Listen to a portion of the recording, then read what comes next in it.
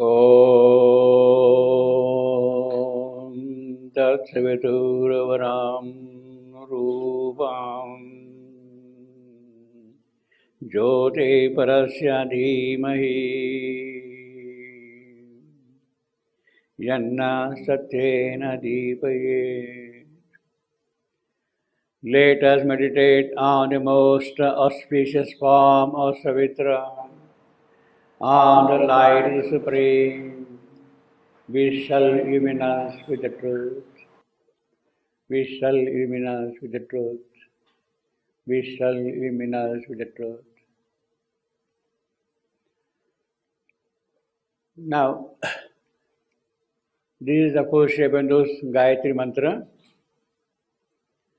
and Sri Aurobindo had given it in response to a very special request made to him by Durai Swami Iyer sometime in the 1930s, early 1930s.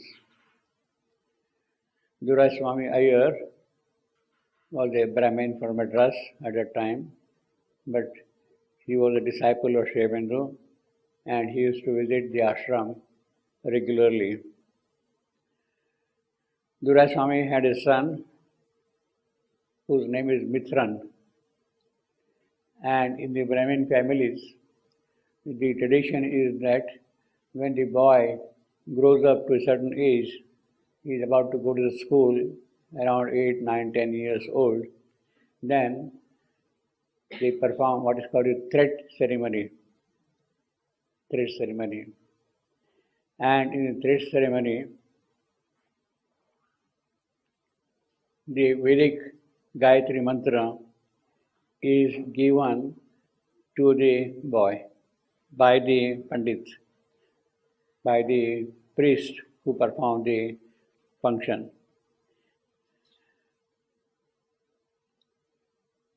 Now, Durai Swami had a very special request, in fact a kind of a condition, that he would do the thread ceremony of his son only if Sri Aurobindo gives him a Gayatri Mantra. Gayatri Mantra. The traditional mantra is from the Rig Veda, Rishi Vishwamitra 62:10. That is the traditional Gayatri Mantra from the Rig Veda, Vishwamitra. Now, Durai Swami was very particular that if Sri Aurobindo gives the Gayatri Mantra, then only he will perform the thread ceremony of his son. So Sri Aurobindo obliged him and simply wrote down on a piece of paper the mantra in Sanskrit. Tat Savitri Rupam Jyoti Parasya Dhimahi Yanna Satyena Deepayet. Now, the piece of paper on which Sri Aurobindo had written, that piece of paper is not available. But somehow the transcription of it, the copy of it was properly made, photocopy and kept, and we had that mantra in his own handwriting, you see. But the original paper is not, one doesn't know where it is, whether it is with Durai Swami or somewhere or there, no idea about that, you see. Now, the point is, we also have the English rendering of this mantra. Let us meditate on the most auspicious (best) form of Savitra, on the light of the Supreme, which shall illumine us with the truth. We do not know whether this is the translation rendering into English of the original mantra made by Sri Aurobindo himself. It looks that it is not his own rendering. It could be possibly the rendering made by Purani, who was a Sanskrit scholar. Purani was, of course, in close direct contact with Sri Aurobindo, and Purani was a great friend of Doraj Swami. So, it is likely that Purani has made the rendering into English. I mean, this is my surmise. Maybe the archives will have to verify and confirm and tell us the full story of it, about it. You see. Now, in the mantra, Parasya Jyoti Dhimahi, the light of the Supreme, to meditate. The Sanskrit is such that it does not say explicitly,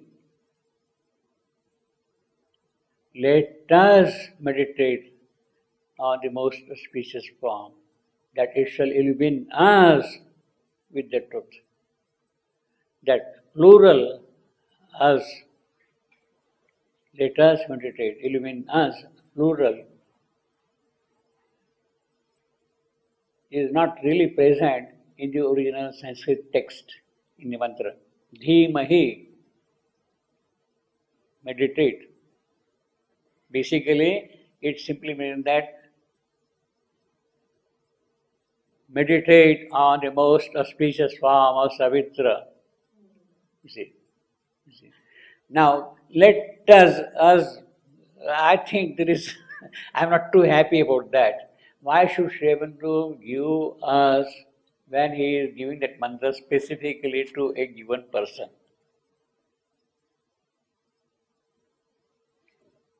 If at all, I will put it, let me meditate on the most auspicious form of Savitri, on the light of the Supreme, which shall illumine me with the truth. I would say that is perhaps more appropriate, because you are invoking, you want something, you are not invoking on behalf of the collective. The mantra is given to a person, to an individual, you see, and he is invoking the light of the Supreme to give us illumination, the truth, you see. So from that point of view, I will simply say, let me meditate on the most auspicious form of Savitri, on the light of the Supreme, which shall illumine me with the truth. Because the Sanskrit phrase is like that, Dhimahi, it has kept hanging the subject. Who is meditating, that he has kept hanging, you see, Dhimahi. In Sanskrit that is possible, you see. Now, let me meditate. It is not only you or me or an individual, it can be great gods. Indra, he said, let me meditate on the most auspicious form of Savitri and give me the light of the Supreme. Because the light of the Supreme is even beyond Indra, beyond Agni, beyond Vayu, beyond Aryamana, beyond Bhaga, beyond Varuna. All those people is beyond them. They go and they meditate. Let me have the light of the Supreme for carrying out their work. They are meditating on the light of the Supreme so that their function is carried forward in the light of the Supreme. I am doing with my understanding, my perception, my capability of the truth, but I want your truth to be expressed. So even the great gods, the divine gods, they themselves, goddesses, Maheshwari, Mahakali, she will say, let me meditate. Durga, she will meditate, let me meditate, you see. So that way, there is a kind of universality when you say me, Dhimahi, for all that thing. All these people, in fact, even the Titans can say, even the Asuras can say, let me meditate on the light of the Supreme, because although it may look to be kind of negative work, but still I am serving a kind of a divine purpose behind it. The real truth of my opposition, the divine, it is that truth I want. It is that truth I want. So even the Asura can say, let me meditate on the light of the Supreme, so that the divine truth behind it, death, he can invoke that light of the Supreme to carry out the divine purpose in the presence, in the existence of death himself. You see. So that way there is a kind of a universality also. Now, as far as individual is concerned, let me meditate on the most auspicious. Meditate where? Do I meditate here? Do I meditate here? Do I meditate here? Where? In the heart, in the navel, below, down, where? We have got 7 chakras, 7 centers of activity. On each center, you can meditate and ask for the divine light, the supreme truth, to express itself in that particular place, you see. So when I say, let me meditate, I can meditate wherever is possible for me. Wherever there is a opening, there is an immediate opening. If the opening comes here, let me meditate here. If it comes here, let me meditate here. Wherever that opening comes, let me meditate on that and then receive the divine truth, so that then I can grow more and more in that divine truth, you see. So I will, in that sense, me is more important for me. Let me meditate. In fact, every part of the being can meditate. The mental being, the vital being in us, the vital Purusha, the inner being in us, the psychic being in us, every part, even the physical being, the subtle physical, can also open out and say, let me meditate, let me meditate, let me meditate for the divine truth, so that the divine possibilities of expression in me are carried forward, you see. So that is definitely possible, you see, divine possibility. So I will say, I will even go one step further, possibly, that if you really do this mantra at the physical level, if the physical cells of the body, they start chanting this mantra, the cells of the body, then they will say, let us meditate. The cells are now meditating. Let us meditate on the light of the Supreme, so that the light of the Supreme shall express itself in the truth in us, in the signal. So the mantra then becomes not just a meditation, but a kind of a powerful word to establish the divine truth in every part, whatever part you want to open out. You want physical transformation? Let the cells start opening out and chant the divine mantra. Let us meditate on the most auspicious form of Savitri.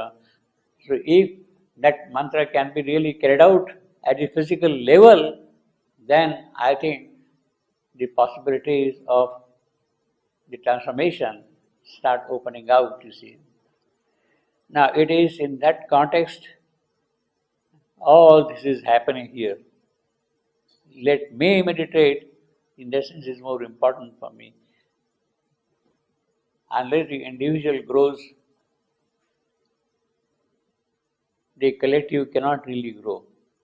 So the first condition is each one must open out himself to the light of the Supreme, so that the light of the Supreme will express, show the divine truth, Satyam.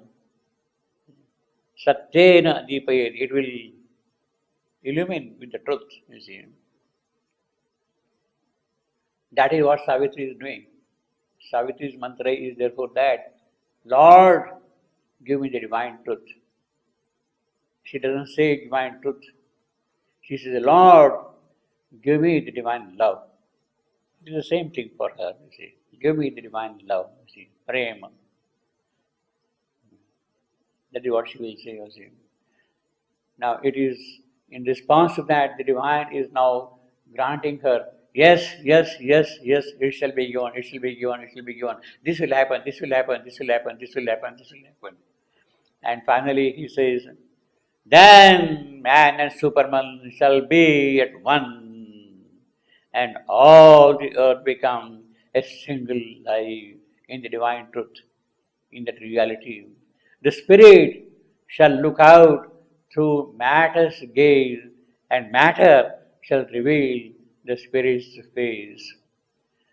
You see, again, we have seen this thing many times, and the yogi poet is consistent in the description. He speaks of Satyavan and Savitri as a dual power, and we have seen what the dual power means to bring God down, to lift us to God. This triangle and that triangle, the descending triangle and the ascending triangle. So one aspect is the descending triangle of bringing God down. The other aspect is to lift the earth to divine, the ascending triangle. It is that thing, the spirit shall look out through matter's gaze. That is Satyavan. It is he who will do that. Spirit shall look. It is a divine descending triangle which will see that. And matter shall reveal the spirit's face. When that happens, then man and Superman shall be one. Until now, in the world in which we live, in a consciousness which we exist, there is a dichotomy, a division, a kind of a contradiction, an opposition between matter and spirit. Between matter and spirit, there is a sharp division. The way in which we live today, you see, it is that we shall be one. It is that dichotomy which will be dissolved, you see. And then the earth becomes a single life. In other words, if there is a dichotomy between spirit and matter, it implies that there is a dichotomy between man and Superman. Man stands at the lower, Superman at the higher. And all the earth becomes a single life. Now, does it mean that matter becomes spirit, spirit becomes matter, that there is no separate existence of spirit and of matter? It does not mean that. What is dissolved is a dichotomy between the two. What is the truth behind matter? It is that which will come. What is substantial in spirit? It is that which will come out. This is what man and Superman would mean. Man becomes Superman, Superman becomes man. It does not mean that it's a single race. It does not mean that it's a single race.